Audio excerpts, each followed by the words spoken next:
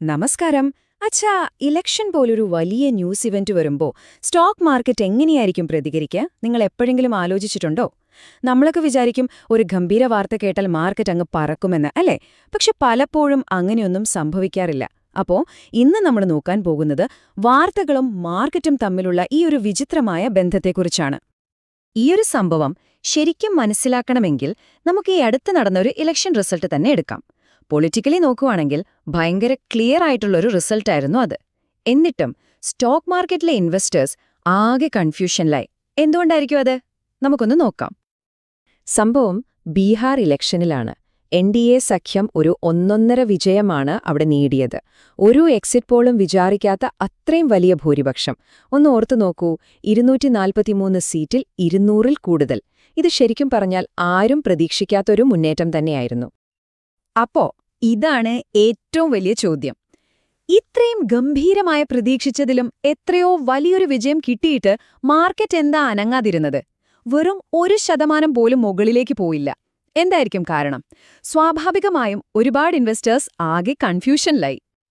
ഈ ചോദ്യത്തിനുള്ള ഉത്തരം ഒളിഞ്ഞിരിക്കുന്നത് മാർക്കറ്റ് എങ്ങനെയാണ് ന്യൂസിനെ കാണുന്നത് എന്നതിലെ ഒരു ബേസിക് പ്രിൻസിപ്പിളാണ്.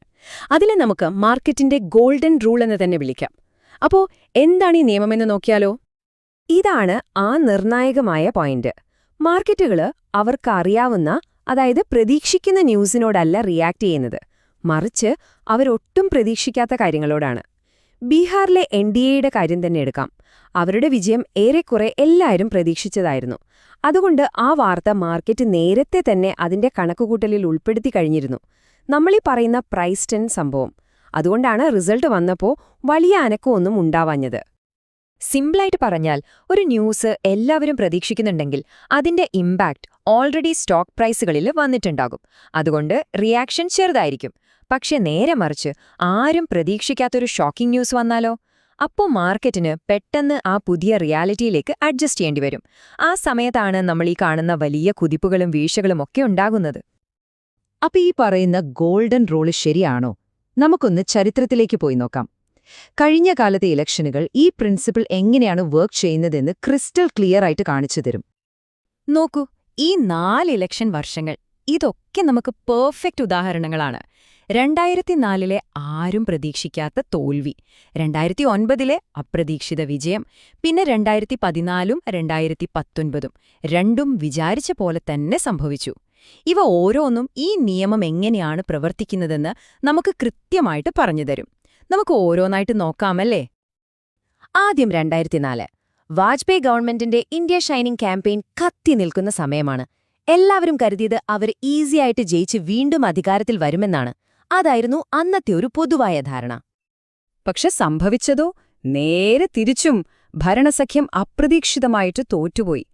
ആ ഷോക്കിന്റെ ആഘാതത്തിൽ അടുത്ത കുറച്ചു മാസങ്ങൾക്കുള്ളിൽ നിഫ്റ്റി ഇടിഞ്ഞത് 30%.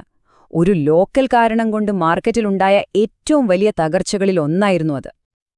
ഓക്കെ, ഇനി നമുക്ക് 2009-ലേക്ക് വരാം. അന്ന് സീൻ മൊത്തം ഡിഫറന്റാണ്. ആർക്കും ഒരു ക്ലിയർ വിന്നറെ പ്രെഡിക്റ്റ് ചെയ്യാൻ പറ്റുന്നില്ല. ഒരു ഹങ് പാർലമെന്റ്, അതായത് ഒരു തൂക്കുസഭ വരുമെന്നായിരുന്നു എല്ലാവരും പറഞ്ഞിരുന്നത്. ആകെ ഒരു അനിശ്ചിതത്വം നിറഞ്ഞ സമയം.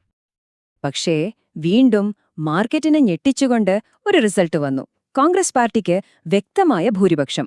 ഈ ഒരു സർപ്രൈസ് വിജയത്തിന്റെ ഇമ്പാക്റ്റ് എന്തായിരുന്നുവെന്നോ? നിഫ്റ്റി ഒറ്റ ദിവസം കൊണ്ട് 20% കുതിച്ചുയർന്നത്. അപ്പോൾ ഓർക്കണം, അപ്രതീക്ഷിതമായ ഒരു വാർത്തയ്ക്ക് മാർക്കറ്റിനെ എത്രത്തോളം സ്വാധീനിക്കാൻ പറ്റുമെന്ന്. ഇനി 2014. അപ്പോഴേക്കും രാജ്യത്തെ രാഷ്ട്രീയ സാഹചര്യം മൊത്തത്തിൽ മാറിയിരുന്നു. 2G പോലെയുള്ള വലിയ അഴിമതി ആരോപണങ്ങളൊക്കെ അന്നത്തെ ഭരണകക്ഷിക്കെതിരെ ഉയർന്നുവന്നു. അതുകൊണ്ട് തന്നെ BJPയുടെ വിജയം ഏറെക്കുറെ എല്ലാവരും മുൻകൂട്ടി കണ്ടൊരു കാര്യമായിരുന്നു. അപ്പോൾ എന്ത് സംഭവിച്ചു? വിജയം എല്ലാവരും പ്രതീക്ഷിച്ച പോലെ തന്നെ വന്നു. മാർക്കറ്റ് എങ്ങനെ പ്രതികരിച്ചു? വെറും 1.5% മാത്രം ഒരു കയറ്റം. അത്രയുള്ളൂ. കണ്ടോ? ന്യൂസ് എക്സ്പെക്റ്റഡ് ആയതുകൊണ്ട് മാർക്കറ്റിൽ വലിയ അനക്കമൊന്നും ഉണ്ടായില്ല. ഇത് നമ്മുടെ ആ ഗോൾഡൻ റൂൾ ഒന്നുകൂടി ഉറപ്പിക്കുകയല്ലേ ചെയ്യുന്നത്? അപ്പോ ഈ ഒരു ഗോൾഡൻ റൂൾ അറിയാത്ത സാധാരണ ഇൻവെസ്റ്റേഴ്സിന് എങ്ങനെയാണ് വലിയ പണി കിട്ടുന്നതെന്ന് നോക്കാം. ചിലരുടെ അത്യാഗ്രഹവും പിന്നെ ചുറ്റുമുള്ള ഹൈപ്പുമൊക്കെ എത്രത്തോളം അപകടകരമാവാമെന്ന് കാണിച്ചു തരുന്ന ചില കഥകളുണ്ട്. നമുക്കതിലേക്ക് കടക്കാം. ഇതൊരു ലൈവ് TV ഷോയിൽ നടന്ന സംഭവമാണ്. 2014 ഇലക്ഷൻ റിസൾട്ടിന് തൊട്ടുമുൻപ് ഒരു നിക്ഷേപകൻ ടെൻഷനടിച്ച് വിളിച്ച് ചോദിക്കുകയാണ്, സാർ, ഞാൻ 800ന്റെ കോൾ ഓപ്ഷൻ വാങ്ങി, എനിക്ക് ലാഭം കിട്ടുമോ? ഈ കോൾ ഓപ്ഷൻ എന്ന് പറഞ്ഞാൽ മാർക്കറ്റ് കയറുമെന്നുള്ള ഒരു ബെറ്റാണ്, സിമ്പിളായി പറഞ്ഞാൽ. ഈ ചോദ്യം കേട്ടിട്ട് ഷോയുടെ ഹോസ്റ്റ് ആകെ കൺഫ്യൂഷനിലായി. കാരണം അന്ന് നിഫ്റ്റി ട്രേഡ് ചെയ്യുന്നത് 7200-ലാണ്. അപ്പോ പിന്നെ എങ്ങനെയാ 8000ന്റെ ഒരു കോൾ ഓപ്ഷൻ വാങ്ങുന്നത്? അതിലൊരു ലോജിക്കും ഇല്ല. അതുകൊണ്ട് പുള്ളിക്ക് ഒന്നും മനസ്സിലായില്ല. അപ്പോ അവതാരകൻ ഒന്നുകൂടെ ചോദിച്ചപ്പോഴാണ് സത്യം മനസ്സിലായത്.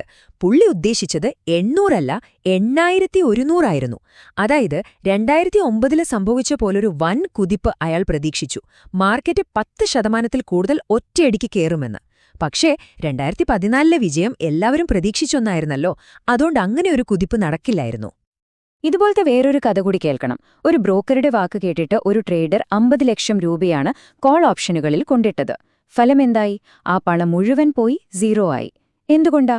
കാരണം ആ വാർത്ത ഓൾറെഡി എക്സ്പെക്റ്റഡ് ആയിരുന്നു. അപ്പോ പ്രതീക്ഷിക്കുന്ന ഒരു വാർത്തയുടെ പേരിൽ ബെറ്റ് വെച്ചാൽ എന്ത് സംഭവിക്കുമെന്നതിന്റെ ഒരു വലിയ ഉദാഹരണമാണിത്. അപ്പോ ഈ കഥകളിൽ നിന്നും ഈ കണക്കുകളിൽ നിന്നുമൊക്കെ നമുക്ക് എന്താണ് മനസ്സിലാക്കാനുള്ളത്? നിങ്ങൾക്ക് ഉപയോഗിക്കാൻ പറ്റുന്ന കുറച്ച് പ്രധാനപ്പെട്ട പാഠങ്ങളുണ്ട്. നമുക്കതിലേക്ക് കടക്കാം. ഇനി മുതൽ നിങ്ങൾ ഓർക്കേണ്ട കുറച്ച് കാര്യങ്ങൾ. 1. ഈ എക്സിറ്റ് പോളുകളെയോ മീഡിയ പറയുന്ന ഹൈപ്പിനെയോ കണ്ണുമടച്ച് വിശ്വസിക്കരുത്. 2. മാർക്കറ്റിലെ ഒരു പഴയ ചൊല്ലുണ്ട്, buy the rumour sell the news. അതായത്, ഒരു വാർത്ത വരാൻ പോകുന്നു എന്ന് കേൾക്കുമ്പോൾ വാങ്ങി, ആ വാർത്ത പുറത്തു വന്നു കഴിയുമ്പോൾ വിൽക്കുക. അത് എപ്പോഴും ഓർക്കുക. 3. മാർക്കറ്റ് വലിയ രീതിയിൽ പ്രതികരിക്കുന്നത് എപ്പോഴാണ്? സർപ്രൈസായിട്ട് എന്തെങ്കിലും നടക്കുമ്പോൾ മാത്രം. 4. ഏറ്റവും പ്രധാനപ്പെട്ടതുമായ കാര്യം, എല്ലാവരും പ്രതീക്ഷിക്കുന്ന ഒരു കാര്യത്തിൽ പന്തയം വെക്കുന്നതാണ് ഏറ്റവും വലിയ റിസ്ക്. അപ്പോ അടുത്ത തവണ ഒരു വലിയ ന്യൂസ് വരുമ്പോ നിങ്ങൾ എന്തു ചെയ്യും? എല്ലാവരും സംസാരിക്കുന്ന ആ ഹെഡ്ലൈൻ നോക്കി ട്രേഡ് ചെയ്യുമോ? അതോ മാർക്കറ്റിനെ ശരിക്കും ചലിപ്പിക്കുന്ന ആ സർപ്രൈസ് എലമെന്റിനു വേണ്ടി കാത്തിരിക്കുമോ? ഈ ചോദ്യം നിങ്ങൾ സ്വയം ചോദിക്കുക.